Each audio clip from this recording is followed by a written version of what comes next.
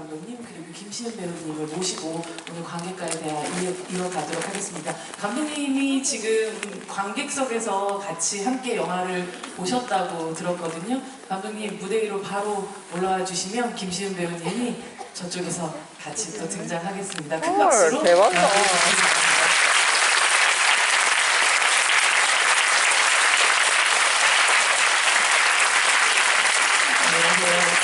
저희 인사하고 자리에 앉아서 이야기 이어가도록 하겠습니다. 차렷, 인사, 반갑습니다. 네, 오늘 다시 또 극장에서 관객분들과 함께, 특히나 부산국제영화제 찾은 관객분들과 함께 다음 소위를 또 보신 또 소감이 어떠신지, 그리고 관객분들에게 인사 말씀 부탁드립니다. 저희 여기 방역 전담의 또 이야기 듣고 저희 마스크 벗고 이제 진행을 하도록 하겠습니다. 네. 이른 시간에 그리고 또 아침에 비까지 왔는데 많은 분들이 이렇게 와주셔서 정말로 감사드립니다. 고맙습니다. 네. 안녕하세요. 저는 다음 소위에서 소위 역할을 맡은 김시은입니다. 오늘 날씨가 막 엄청나게 좋지는 않은데 이렇게 많은 분들이 와주셔서 너무 감사하고요. 저희 영화 많은 관심 부탁드립니다. 감사합니다. 날씨까지 굉장히 다음 소위를 보기에 너무 적절하다는 표현을 해도 될지 모르겠지만 좀 어울리는 날씨여서 너무 밖에 나갔는데 쨍하면 좀 상반된 느낌이 들 것 같아서 오히려 좋은 그런 날씨가 아닐까 싶기도 합니다.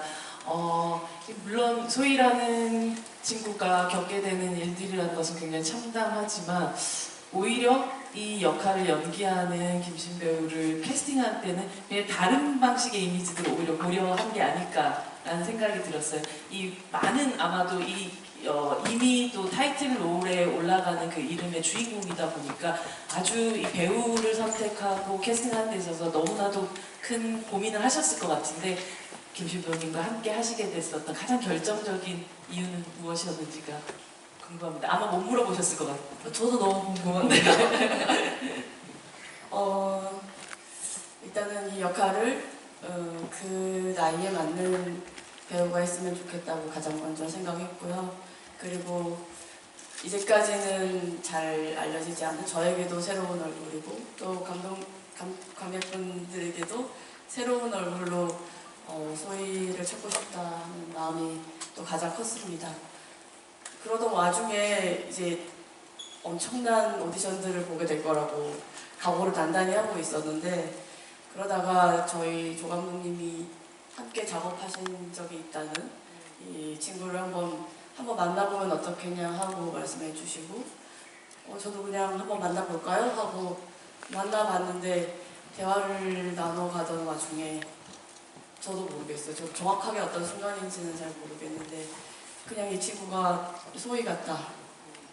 그냥 소희가 와서 앉아있다 이런 생각이 들었습니다. 그리고 그냥 그 자리에서 다음에 또 만나면 어떻게 하자 이러고 있더라고요. 제가 굉장히 자연스럽게 네. 막 5만 명 오디션 중에 한 명 발탁 이런 게 아니었고요.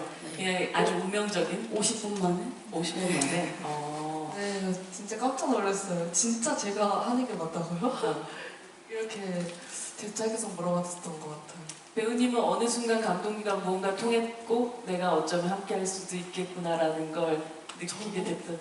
저는 사실 감독님이랑 이렇게 대화를 할 때 내가 소희를 할 수 있겠다 라고 생각이 바로 들지는 않았어요. 왜냐면 그때 당시에 정말 저희는 대화만 나눴고 뭔가 제가 특별하게 대본 리딩을 따로 하거나 뭐 춤을 뽐낸 거나 이러지 않았기 때문에 상당히 놀랐었습니다. 너무 좋았죠, 저는. 근데 사실 여기 그 신인 배우가 선뜻 내가 이 역할을 과연 할 수 있을까, 해낼 수 있을까에 대해서 막 자신감이 뿜뿜 할 수 있을 만한 대본은 아니었을 거라고 생각이 들거든요. 맞아요. 네. 사실 정말 하고 싶다라는 생각이 많이 들었지만 과연 내가 이 소희를 정말 잘 해낼 수 있을까? 라는 확신이 들지는 않았었던 것 같아요.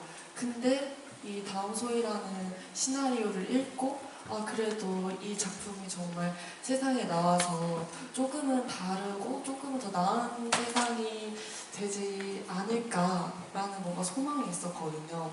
그래서 그럼 이 시나리오를 쓰신 감독님을 한번 만나고 싶고 대화를 나눠보고 싶다. 이래서 저는 사실 그런 마음으로 감독님과 미팅을 그리고 오디션을 봤었던 것 같아요. 신 배우님께서 바로 뭔가 감독님한테 이건 왜 그래요? 라고 혹시 질문하신 질문 같은 게 있으셨어요? 그런 건 없었고요. 그냥 정말 평범하게 이런저런 얘기를 나눴었던 것 같아요. 그래서 더 깜짝 놀랐죠. 아, 이것이 제가 오디션이라는. 진짜 당을 하게 된다고요? 이 영화를 이미 여러분들은 보셨지만 한 1시간 13분, 뭐 1시간이 훌쩍 넘어서야 배두나 배우가 첫 등장을 하게 되는 이렇게 반반으로 나눠져 있는 구조를 갖고 있기도 한데요. 사실 배두나 배우 같은 경우는 뭐 여러분들 다 아시겠지만 조이아라는 작품으로 감독님과 함께 하셨던 그런 배우였는데 사실 본청에서 다시 자리가 나기를 기다리고 있는 형사라든지 이 영화 속에서 직업적인 면들은 같은 그런 배우, 같은 역할을 같은 배우가 또다시 그 다음 두 번째 작품까지 같이 하게 됐었을 때 이것은 어쩌면 배두나가 형사를 연기를 한다면 같은 형사라도 다르게 보일 거라는 확신 혹은 아니면 새로운 인물을 연기해낼 거라는 어떤 믿음 같은 게 있기 때문에 할 수 있는 선택이 아니었을까라는 생각이 들었어요. 두나 배우님과 두 번째 작업을 어떻게 다르게 하고 싶었고 또 어떤 믿음도 갖고 작업에 임하셨는지요? 우선 첫 영화를 같이 만들고 그때 제가 생각했던 것들 그리고 말씀드리자면 너무나 환상적으로 이 배우와의 작업을 해내고 이번 영화를 준비를 하면서는 시나리오를 쓰는 과정에서도 그 배우, 배두나라는 존재가 있기 때문에 이런 인물을 또 만들어낼 수 있었던 것 같아요. 영화 중간에 등장해야 되고 그리고 특별히 그 인물에게 뭔가를 더 할애해서 영화 속에서 말해줄 수도 없고 여러 가지 제약들이 있음에도 불구하고 단방에 관객들을 사로잡고 끝까지 함께 이끌어 나갈 수 있는 배우. 저는 제 머릿속에는 배두나밖에 떠오르지 않았고 그리고 당연히 제가 생각한 것 이상으로 훨씬 더 잘 표현해낼 거라고 믿어 의심치 않았고요. 그리고 영화를 찍는 내내 그것을 또 확인해가는 과정이기도 했습니다. 다음 소위 준비하는 과정에서 제가 또 뭐 함께 좀 작업할 일들이 있어가지고 두나 배우님 되게 자주 만났었는데 가장 큰 걱정은 춤. 실제로 많이 나오지도 않아요, 그렇죠? 사실 두나 배우가 춤추는 장면 굉장히 많이 나오지 않는데 정말 최선을 다해서 춤 연습을 하시더라고요. 그 과정을 옆에서 지켜보시면서 어떠셨는지 연습실에 이제 와서 춤을 춰야 된다 했을 때 진짜 그렇게 할 거냐고 물어보더라고요. 진짜로 굉장히 춤을 잘 추는 사람이니까 해야 된다. 정말로 깜짝 놀래고 정말로 열심히 연습했습니다. 본인에게도 힙합 노래를 들어가면서 부단히 연습을 했고요. 그리고 또 처음 김지은 배우랑 만난 자리가 바로 그 연습실이기도 했어요. 그래서 영화 속에서 마치 처음 네. 만나듯이 그렇게 만난 것도 되게 재미있었던 일이었고 두 분 다 굉장히 열심히 연습을 했습니다. 지은 배우님의 춤추는 장면도 사실 이 영화 속에서 첫 등장부터 춤을 추고 그리고 마지막 순간까지도 그렇게 춤을 춰요. 진짜 사실 물리적으로도 굉장히 힘든 일이기도 했었을 것 같은데. 저희가 사실 춤을 엄청나게 잘 추는 편도 아니고 그런데 소희는 춤을 좋아하고 그래도 조금은 잘 추는 친구잖아요. 그래서 춤을 정말 열심히 제가 할 수 있는 한 최선을 다해서 춤을 췄던 것 같아요. 가장 좋아했던 노래나 뭐 맞추기 좋아했던 안무 같은 게 있어요? 그 노래가 등장하지 안 나왔거든요. 않는데 네, 네. 그 노래가 있어요. 뭘지 얘기해 주셔도 돼요? 꿈이 뭐야라는 곡이거든요. 네. 노래가 좋으니까 한번 들어보세요. 박자가 잘 맞을 거예요. 사실 영화 속에서도 사람들이 되묻는 그런 물음이기도 하지만 왜 소희는 그렇게 춤을 췄을까요? 그 배우님이 해석했던 소희의 춤추었던 이유. 저도 처음에는 춤이 뭘까라고 많이 생각을 해봤었던 것 같아요. 근데 그냥 결론적으로는 내가 무언가를 좋아하는데 꼭 이유가 필요한 거는 아니라고 생각이 들더라고요. 제가 해석을 했을 때에는. 그래서 소희라는 인물 자체도 그냥 춤이 좋아서 저도 뭔가 거창하게 말을 하고 싶지만 단순하게 춤이 좋아서 소희가 춤을 많이 열심히 췄던 거 아닌가 싶습니다. 그리고 잘하고 싶었던 것 같기도 하고요. 꿈이 뭐야라는 그 노래를 여기 틀지 않고 깔지 않고 네. 사실은 무음 속에서 춤만 추는 모습을 선택한 거에는 반드시 감독님의 의도가 있었을 것 같거든요. 네, 저희 이전에도 와 계신 제작실장님께서 그 곡을 사용할 수 있도록 또 굉장히 부단히 노력을 하셔가지고 이 그런 저작권 문제도 해결해 주시고 해서 그 그레이 씨에게 허락을 받아서 사용도 할 수 있게 되었었어요. 그런데 막상 이제 제가 원래는 이렇게 이어폰 안에서 새어나오는 음악으로 해보려고 했는데 막상 그 장면이 담고 있는 것은 계속해서 틀리는 장면, 그것을 반복하는 장면이라서 그 꾸준하게 음악을 넣기가 참 애매하더라고요. 그래서 그 음악은 오로지 소위 귀 속에서만 들리는 음악으로 하고 우리는 그냥 바깥에서 잠시 그 아이의 숨소리, 뭐 발소리 이런 것만 듣는 게 낫겠다 싶었습니다. 몸짓은 굉장히 처절한데 동시에 이 아이는 지금 굉장히 살아있구나 같은 것도 느끼기도 했었던 장면이라서 오히려 말씀하셨던 대로 제작진장이 너무 고생하셨겠지만 음악이 안 들어가는 편이 훨씬 더 우리에게 소희를 제대로 보여주는 첫 오프닝이었다는 생각이 듭니다. 꽉 메워주신 이 관객분들이 엄청난 질문들을 또 가지고 계실 것 같은데요. 저희 관객분들에게 마이크 또 넘어가도록 하겠습니다. 여기서 두 번째 돌아보시는 분에게 마이크 가도록 하겠습니다. 네, 안녕하세요. 김동윤 씨 알아보면서 정말 분노도 하고 좀 슬퍼서 아직도 여운이 있는데요. 눈 내리는 장면이 여러 번 등장했는데 감독님이 생각하시는 눈의 의미가 뭔지 궁금합니다. 네. 저도 울 것 같네요. 되게 눈 내리는 풍경을 보면 되게 이쁘고 일단은 추운 겨울에 내리기는 하지만 뭔가 좀 포근하고 그런 기분이 들잖아요. 그러면서도 또 한편으로는 그 눈이 다 내리고 난 다음에 그 눈이 녹을 때 이럴 때를 보면 언제 그렇게 예뻤냐는 듯이 또 지점에 있었던 이런 것들이 또 드러나기도 하잖아요. 그런 차원에서 이 영화에서 눈을 사용하면 좋겠다고 생각을 한 것 같습니다.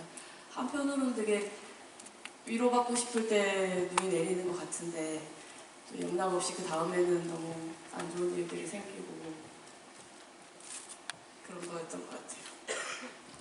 네, 다음 질문 가도록 하겠습니다. 여기 앞에서 세 번째 줄에 지금 두 번째 앉으신 분 가도록 하겠습니다.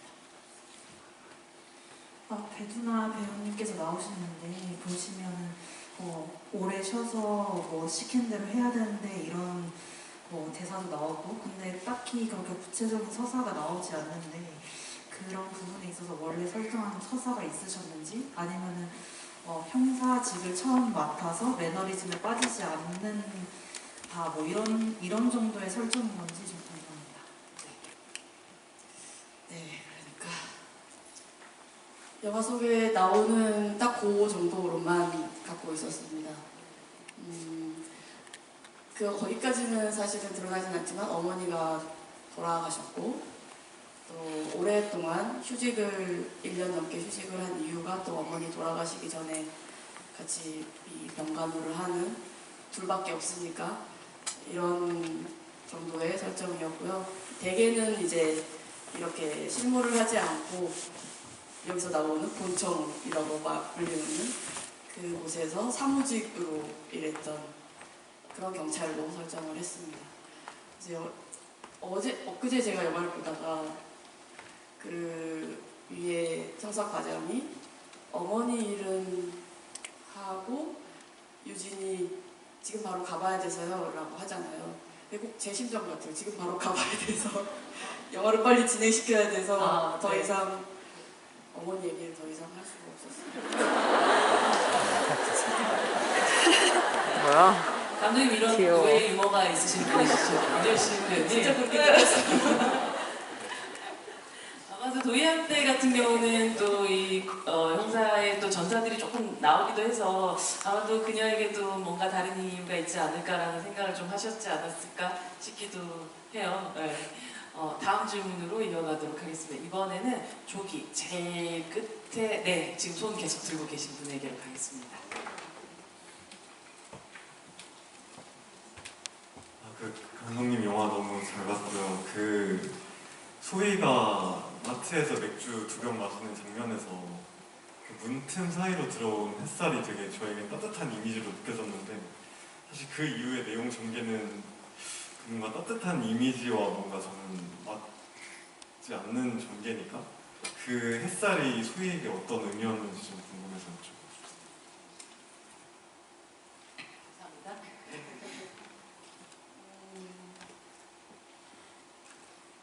모르겠어요. 제가 딱 이런 희한하게 이번 영화를 쓰고 또 만들고 마지막까지 완성을 하면서도 딱 이거는 이런 의미야라고 해지지가 않더라고요. 근데 그 장면을 만들 때 제 마음속에 있었던 건 그날의 마지막 햇빛을 이 친구가 봤으면 그리고 그 빛을 보면 어떤 마음이 될까 그게 그 맨발에 닿을 때 어떤 따뜻함을 느꼈을까 아니면 그것조차 전혀 위로가 되지 못했을까 그 자리를 뜨게 된 그곳을 뜨게 된 이유도 어쩌면 그 빛을 좀 따라가고 싶었던 건 아닐까 이런 제 마음속에 그런 것들이 좀 일어났던 것 같아요. 그리고 결국에 이제 그곳에 올라가서도 사실은 마지막에 어떤 굉장히 아름다운 것을 봤으면 좋겠다 이 사람이 그런 마음으로 만든 장면들이고 근데 여전히 또 그것들이 또 끝내 위로가 되지 못했나 하는 걱정도 있었습니다. 감사합니다. 그 맨발의 삼선 슬리퍼 발끝으로 닿는 그 마지막 햇빛을 보고 있었던 소희는 어떤 마음이었을까라고 생각하면서 시훈 배우는 연기를 했을까? 저는 그 빛이 저한테 왔을 때 제가 소희로서 느꼈던 감정은 어쩌면 위로받고 싶었다라고 생각이 들기도 했고 그래서 그 빛이 왔을 때 빛이네 이렇게 생각하고 그걸 봤는데 그 빛이 너무 아름다운 거예요. 그래서 그 빛을 따라가고 싶다라는 생각이 들어서 그 가맥집에서 일어나지 않았나 싶습니다. 원래부터 이 빛을 또다시 유진도 똑같이 보게 될 거다라고 세팅을 하셨던 건가요? 아니면 소희의 마지막 순간을 먼저 떠올린 다음에 어떻게 될지 모르겠다 남겨두고 있다가 나중에 혹시 또 현장에서 좀 더 만들어지신 부분이 있으셨는지가 궁금하더라고요. 짐작하셨겠지만 네. 명확하게 같은 것을 보게 될 거라고 생각했고요. 그리고 유진은 그곳에 두 번째 들르게 되는 건데 그 두 번째 들렀을 때 또 같은 빛을 느끼게 되는 거니까 그때 처음에 왔을 때랑은 또 완전히 달라진 굉장히 다르더라고요. 네, 상태로 그곳에 같은 자리에 앉아있게 하고 싶었습니다. 근데 소희가 벗은 발로 왔었다면 두나 배우는 굉장히 단단한 군화 같은 느낌의 워커를 신고 있는 그 발이 어떤 결심 혹은 그녀가 앞으로 해나갈 일들이 결코 호수로 빠져드는 일은 아니겠구나라는 생각을 좀 하게 됐었던 것 같은데요. 네, 그 장면 뭐 여러분들도 다 너무 이게 정확하게 어떤 의미다라고 워딩으로 말하지 않더라도 정말 다 같이 느끼시지 않았을까 싶은 장면입니다. 맥주를 2병을 한 번에 네, 한 번에 두 병 시키는 건 소희의 항상 그 배포인가요? 술을 먹는 소희는 소주도 마시는 거예요. 맞죠? 맥주 일단 2병씩 해야죠. 그렇군요. 맥주는 2병이 기본이군요. 맥주는 2병 카스 맥주는 2병이 기본이군요. 오늘 큰 깨달음을 얻고 갑니다. 네, 다음 질문으로 가겠습니다. 조기로 갈게요. 네, 맞습니다. 네. 이렇게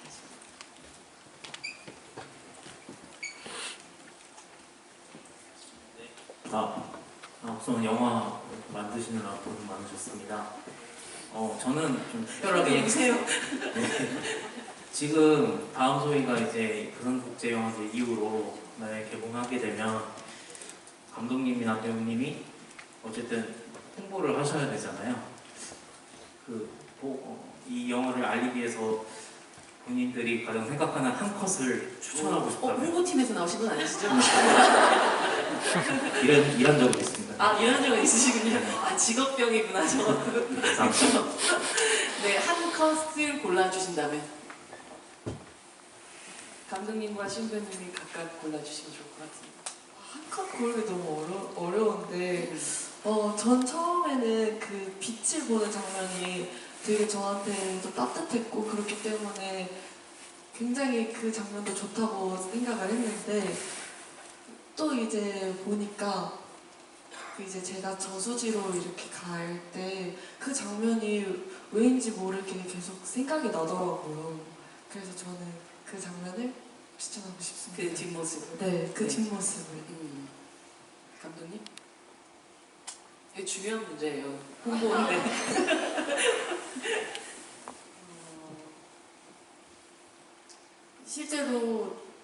실제로 영화에는 사용하지 못했는데 어떤 포스터가 하나 있어요. 우리가 만들어 놓은 가안 포스터 중에 하나가 그 저수지가 있고 그 물을 내려다보는 유진이 혼자 서 있는 장면이 있습니다. 근데 그 서 있는 모습이 있고 그 옆으로 그림자가 하나 이렇게 와 있어요. 그게 이제 소희가 봐도 화면 바깥에 서 있다가 생긴 그림자가 우연하게 그렇게 찍힌 진짜요? 네, 저도 못 봤는데. 장면이 있습니다. 우리 스틸 기자님이 그래서 그 장면을 좀 어떻게 해보고 싶네요. 공개해 주실 건가요? 꼭 포스터로나 뭐 이렇게 만들어봐야지. 쓰이지 않더라도 꼭 공개 한번 해주시기 바랍니다. 뭐 공약 같은 거 이렇게 100만 우리 넘으면 홍보팀도 있을 텐데. 사실 이게 백은하 배우의 그 연기라는 게 아까 말씀하셨던 같은 그 가맥집을 처음 등장해서 처음 방문했을 때와 그 이후에 방문했을 때 감정 상태가 완전히 달라 있고 소희의 그 사건에 대해서 느끼고 있는 분노의 상태도 완전히 달라져 있는데 이 감정의 상태를 어떤 방식으로 그라데이션에서 올라가야 하는가에 대해서 굉장한 고민들이 많았을 것 같아요. 누군가가 봤을 때 갑자기 왜 급발진할 수 있다라고 느껴질 수도 있거든요. 그래서 그런 부분에 대해서 배우님하고 어떤 방식의 또 이야기를 나누셨는지가 좀 궁금하더라고요. 우선은 그런 부분이 많이 염려가 되는 것도 있어서 시나리오 단계에서 굉장히 고민을 많이 했습니다. 그래도 반드시 또 거쳐 나가야 되는 단계들이 있고 또 들어야 되는 말들도 있고 영화 속에서 최대한 등장해서 앞부분에 그래도 좀 더 건조하고 좀 더 지치고 이런 상태로 우리가 오유진이라는 인물도 충분히 받아들일 수 있어야 하니까요, 관객분들이. 그런 점에서 시작해서 또 하나하나 이것들을, 이 죽음에 대해서 알아가다 보면 당연하게 일어날 수밖에 없는 감정들, 실제로는 제가 또 이 사건에 대해서 알아가고 또 이야기를 만들어가면서 느꼈던 것들, 그와 동시에 또 시나리오를 보고 배우 본인이 또 느꼈던 것들, 그런 것들이 충분하게 저희끼리는 다가와서 실제로는 굉장히 계산을 해가지고 이 장면에 뭔가를 컨트롤한다거나 하는 것 없이 어떻게 보면 마치 제 마음속에 왔다 간 것처럼 그렇게 시나리오 자체를 이해하고 있었고 그걸 그대로 표현해낸 게 주관했던 것 같습니다. 주먹을 날릴 때 아주 속이 시원한. 하지만 또 그러고서도 속이 시원하지 않는 그런 마음을 가지게 됐던 것 같아요. 네, 질문 또 이어서 받겠습니다. 네, 저기 제 끝에 네, 돌아보시는 분.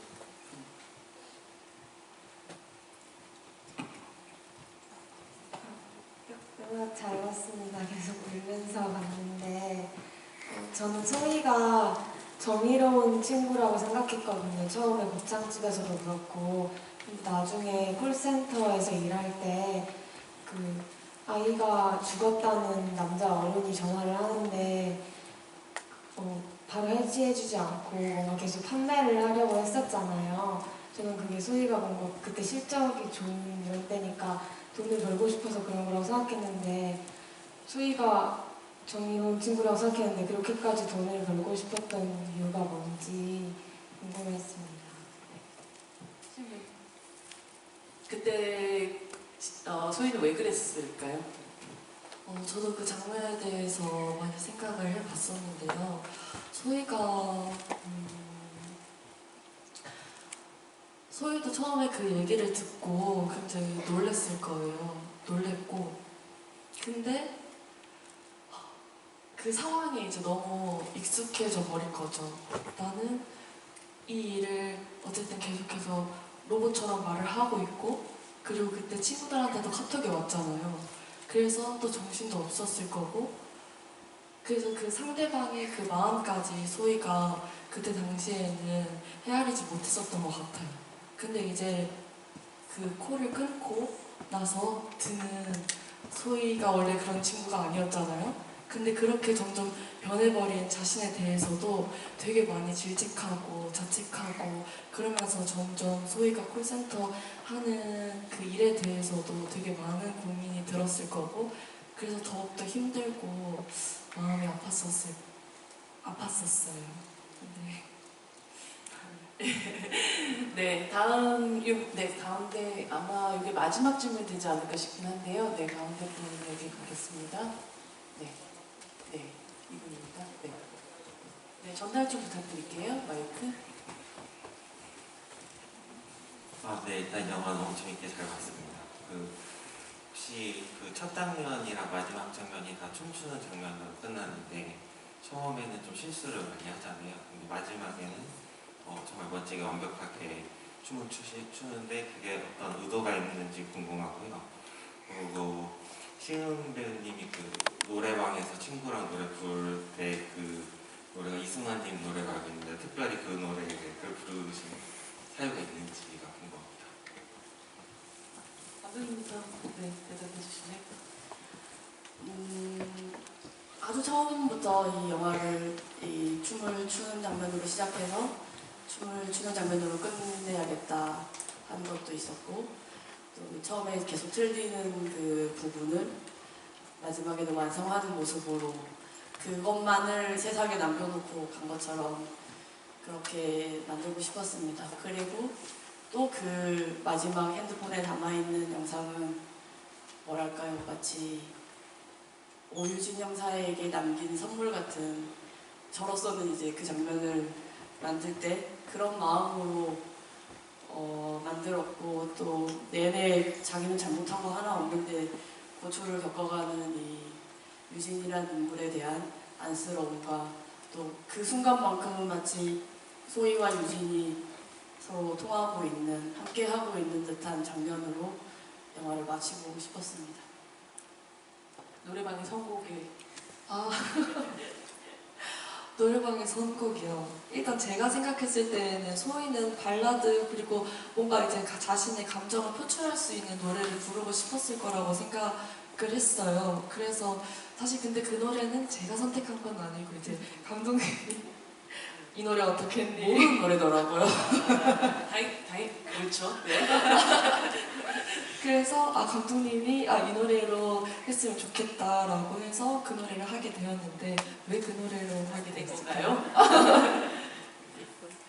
이 여자아이 둘이 그 목이 찢어져라 뭔가 이 애절한 노래를 불렀으면 좋겠다 하는 것도 있고 제가 또 이승환 가수의 팬이기도 하고 너무 좋아하는 노래기도 하고 그래서 그렇게 되었습니다. 저도 그 노래 이제 완전 좋아해요. 감독님의 마음이 반영된 선곡이었었고 춤은 힙합, 노래는 발라드. 네. 저희 한 40분 정도의 시간이 이렇게 훌쩍 지나갔는데요. 저희 또 이어져서 오픈토크 바깥에서 오픈토크는 아니고 무대 인사를 한 20분 정도 하는 시간들이 있으니까 혹시 같이 가실 수 있는 분들은 또 이어주시면 좋을 것 같고 오늘 함께 영화를 보고 또 이야기를 함께 나눴었던 소감과 마지막 인사 감독님부터 들어볼 수 있을까요? 네, 8년 만에 영화를 만들어서 여러분 다시 만나게 되어서 정말로 기쁘고 고맙습니다. 그리고 저희 자리는 이렇게 완성된 영화를 저희 현장 스태프들 또 배우들도 못 봤어요. 그리고 지금 여기에 와서 같이 영화를 본 친구들이 있습니다. 스태프분들은 제가 나중에 따로 인사드리고 특별히 여기 우리 새 팀장님 역으로 최희진 배우분이 같이 와서 영화를 봤고요. 이보람 팀장님? 네. 팀장님 어디 계시죠?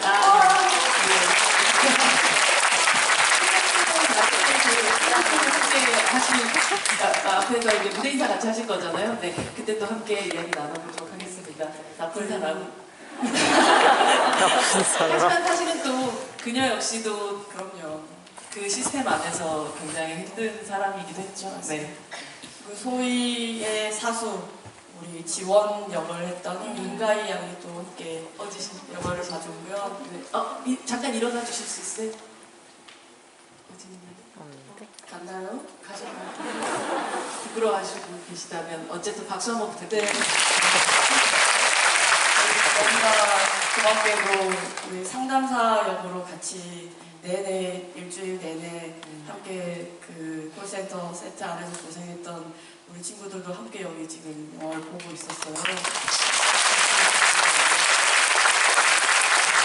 모두 너무나 감사합니다. 그리고 마지막으로 너무나 함께 하고 싶었지만 이 자리에 같이 와서 영화를 볼 수 없는 지금 미국에서 영화를 찍어야만 해서 함께 할 수 없었던 리벨문이라는 영화를 정말 네. 이렇게 격렬하게 찍고 계신 LA에서 찍고 계십니다. 네. 저희 배두나 배우님, 배두나 배우에게 또 격려해 주시고 배우성은 마치 두나 씨 대신 온 것처럼 느껴지는 두나 씨 우리 팬클럽 글로리아 분들이 여기 함께 있어서 저는 든든합니다. 고맙습니다.